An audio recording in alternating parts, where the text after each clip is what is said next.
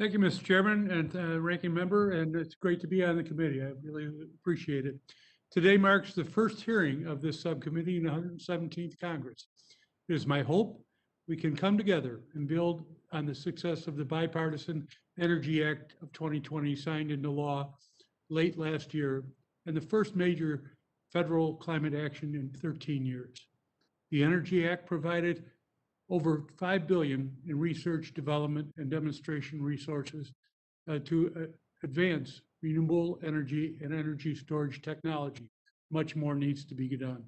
Established a timeline to eliminate harmful HFC gases from the atmosphere, supported the development of essential carbon capture and removal technologies, and much more.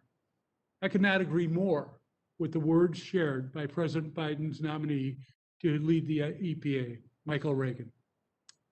During his confirmation hearing last week, he said, to address complex challenges, you must first be able to see them from all sides.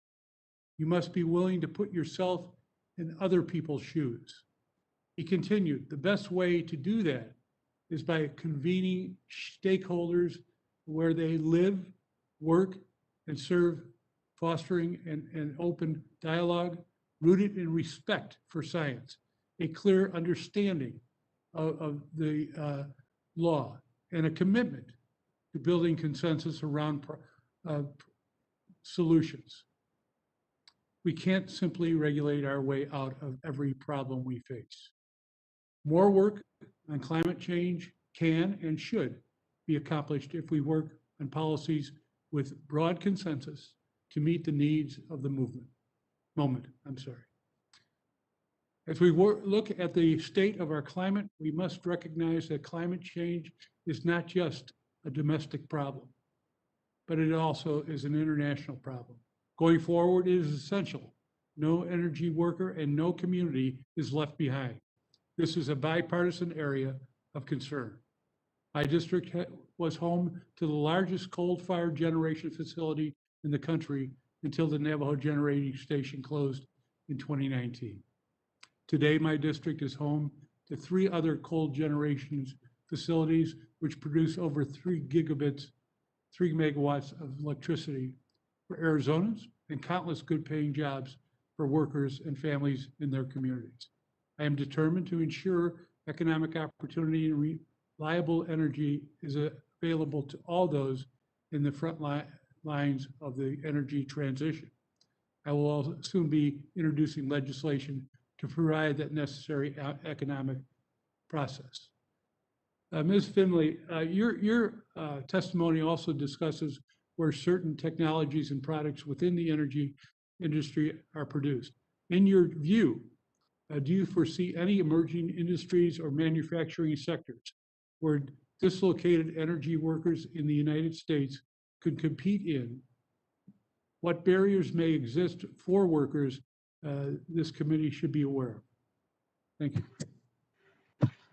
Thank you for that question. It's a very complex one. I think we have a lot of challenges to help workers in those communities impacted by potential job loss that we have historically failed. There are new technologies that we should be aiming to make sure that we are developing and manufacturing here, like direct air capture, like building out carbon capture transportation infrastructure,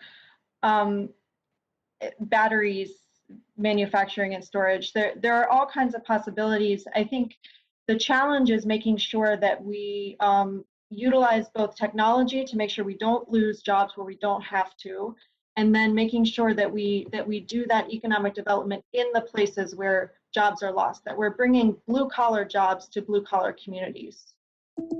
Thank you. And a follow-up question to you, and I have a longer question, but I'm going to get down to this. How important is it for there to be White House staff focused on addressing worker and community impacts from the energy transition and coordinating interagency work? It's complicated. There's a lot of people out there.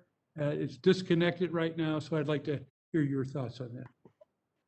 It is indeed complicated, and I think that's why we need to have that centralization at the White House to be thinking about that, to be garnering the resources from so many federal agencies, because the goal is to keep communities intact. You know, the goal is not to displace workers where we don't have to. And as I said, to bring those good blue collar jobs to blue collar communities. And the centralization of that interagency working group that the Biden administration is setting up is going to be critically important. It will also be important for Congress to help hold them accountable. Thank you. Let's not remember the people of America also. And thank you, Mr. Chairman, and I yield.